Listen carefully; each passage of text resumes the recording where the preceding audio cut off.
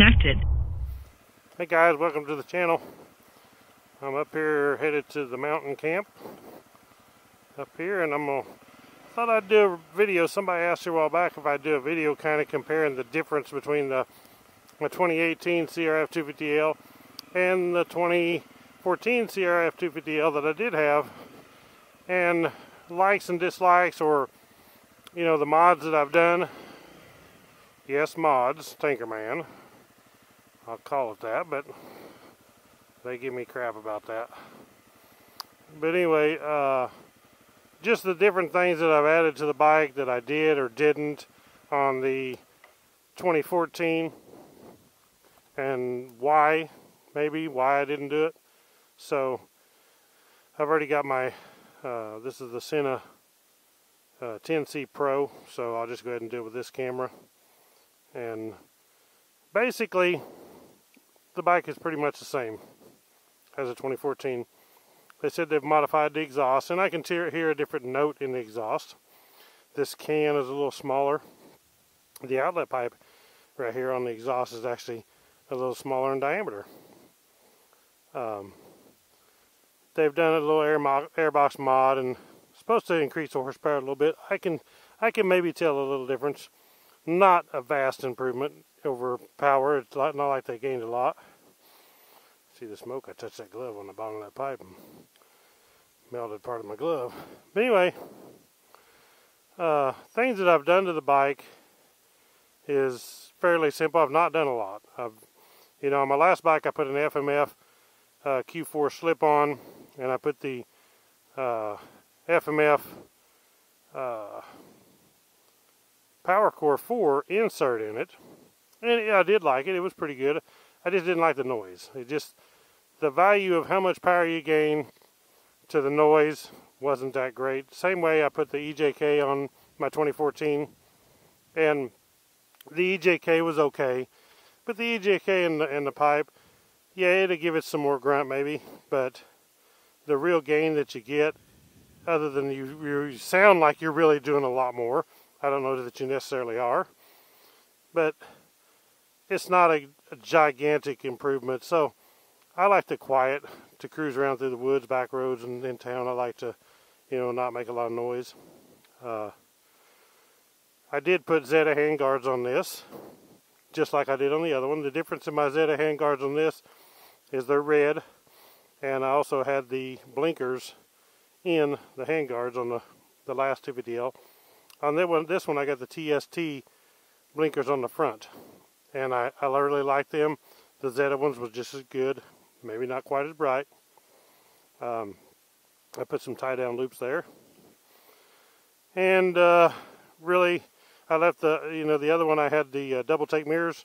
This one I just left them stock, and someday I may get the double take, but I'm really happy with the stock. They're fine as long as you ain't hitting brush and knocking them crazy. They're not that bad. But if I ever break them, I may put some double takes on there. I still have, like I did on the other one, I have a Drift HD Goats up there, and that's just hooked up because it has dash cam mode. So I put it in dash cam mode. It's hardwired in, and when I start the bike, it automatically comes on and starts recording. I never take the video off of it unless it's something that happened, you know, it was exciting. Otherwise I just let it loop and just keep recording. I did put the Night Design foot pegs on this bike, and I didn't on the last one. I had them on my Africa Twin, and I really like them. I like the big footprint. These are dropped, I think they're dropped not much. They're dropped a hair, but like 3/8 of an inch or ½ inch, I don't know.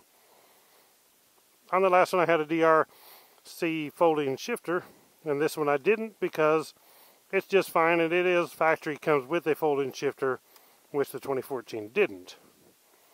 So, and of course I have my ram mount like I did on my last bike for the I got the X grip that I can carry my iPhone in.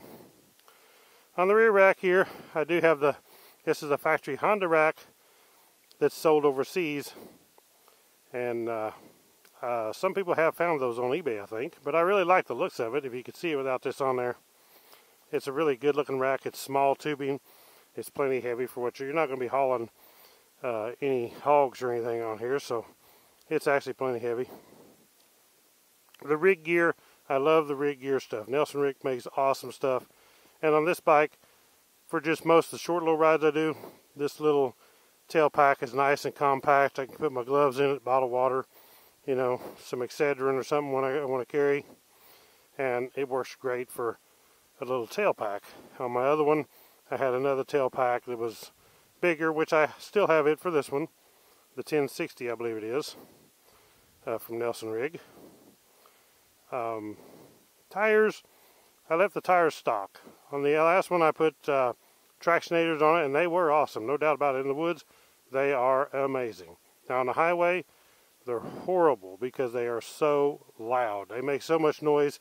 I tried driving 70 miles to Springfield one time, and absolutely I had to stop on the way back and get earplugs because it was that loud on the highway. And I actually have a new set of these tires waiting when these wear out. Right now I have 2,700 miles. And when these wear out, I'm going to put a new set of the identical IRC stock tires on it. I got a good deal on eBay, and I like them, so that's good. On my last bike too, the 2014, I had a Corbin seat at first. Corbin seat was great. For me, by myself, I like the Corbin seat. But when my wife riding, she didn't care so much for the Corbin. She liked the seat concepts better. So on this bike, I decided just to go with the seat concepts. Last time on the 2014, it was a full seat. This one here is the seat cover with the foam, which it turns out to be exactly the same thing. Anyway, as the full seat, you just save quite a bit of money by getting the foam and the cover. And seat concepts, they make absolutely great products. On here I got the AXP skid plate, plastic skid plate. And on the last one, if you'll know, if you follow my channel, I had the Flatland Racing, which was a great skid plate. Very heavy duty, well constructed, good made skid plate. But the aluminum makes a lot of noise. This plastic skid plate, you can't tell it from stock. It don't make none of the harmonic noise like an aluminum skid plate does. It's quiet as can be. I've bashed this thing in creek rocks and ledge rocks, and I've bashed it and bashed it. It has not damaged it one bit. It's made out of really heavy stuff. So I think it's going to hold up pretty good. And still be quiet. I just can't stand the harmonics of having an aluminum plate. Even if you put foam on them, they still have some. So, back on the back here, on my 2014 I had a Drc Fender Eliminator Kit. On this one I have a TST. I have the TST taillight, which looks really cool. It has the turn signals built into it. Some states that may not be legal. I also have the small little LED license plate light from TST. Shines down here, looks good too. And it's nice and clean. It's actually a lot cleaner, smaller looking than the Drc. One thing I didn't like about the TST was they don't have a little backing plate behind here, so it leaves the end of your bike here exposed, and mud and junk water can go up in there. So I actually took plastic and made one of my own to fill in that little gap. Wasn't really much to it. Check back on my videos, just type TST Woodzman. Anything you want to find on my video, the way to do it's on YouTube. Do a search, Woodzman Drc, Woodzman TST, you know, Woodzman night design, and you'll find that product and my videos on them. So I did put the DID gold X-ring chain exactly like I did on the 2014 because that chain is amazingly strong. CRF's only has pretty much everything here. CRF's only has a great deal on those chains and the sprocket. It's a 42 tooth rear sprocket, which is the same thing I put on the 2014. 42 tooth and the DID gold X-ring chain. That's a really good chain. This factory chain stretches so easy. This chain here will hold up. It is so much more tensile strength. So I'm about to run out of things to tell you about. I did put this USB plug on here and I got it hardwired into the battery. It's 2.4 amps on each plug, so it'll handle a lot. It's a nice clean plug. It actually comes from eBay.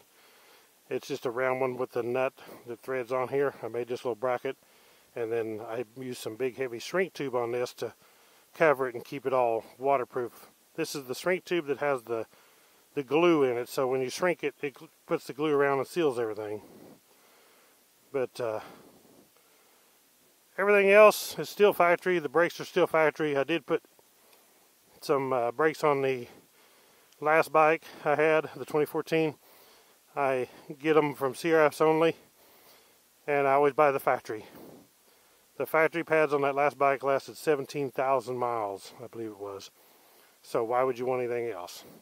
And if this one goes bad, I'll get a hold of CRFs only, and I'll put some more factory pads on the front and rear. They're just really good pads. On the last bike too, I put a big fuel tank. Holds another gallon of fuel. It was okay. I didn't care for some of the things about it. One thing I didn't care about is it doesn't have a top place or a place to hook your seat as good, so the seat don't fit as good. It's a bigger tank, so it actually bends your seat up a little bit more, and you have to trim your plastic to get it to fit. I didn't like having to trim the plastic. This tank is plenty big. I just, I don't go on big trips, so I just keep an eye on my fuel, and that should be okay. So I'm going to leave the factory tank on this bike. Honda, they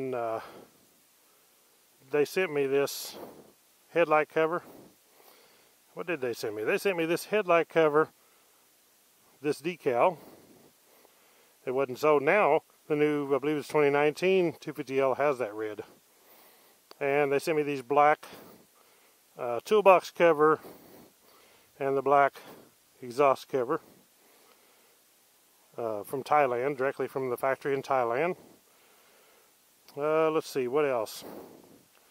That's almost it.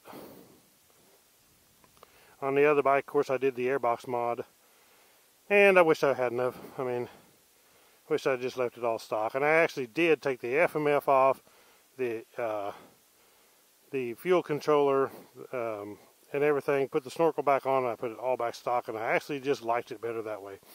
And on the last bike I had Drc Radiator Hoses, which I wouldn't be beyond getting them for this because you can poke a stick through those hoses extremely easy. So the Drc hoses will help a lot. I got this, I can't remember the name of it. Oh, this is AXP also. This is their Radiator Guard, and like I was saying in the last video I made, this Radiator Guard is good as far as crashing. It will keep from crushing your radiator if you fall over, but now it does not protect sticks or branches. They come right in here. These louvers won't work. They'll break for one thing, and the stick will turn and straight into your radiator. So a good aluminum shield over this is a good idea if you're going to be riding off-road in the woods or anything. And the ones that has the aluminum here covering also has the support for falling. So why not just get that one to start with instead of using this one here. And on the other bike I had some Drc, just some little tricked out things, some red aluminum things. I don't care for that. I don't really plan on putting any of that stuff on this one. I had the Drc shorty levers on that one. The stock levers, I feel they're just as good, so I'm going to leave the stock levers. I really don't know of any more mods that I want to do to the bike other than maybe those Drc hoses.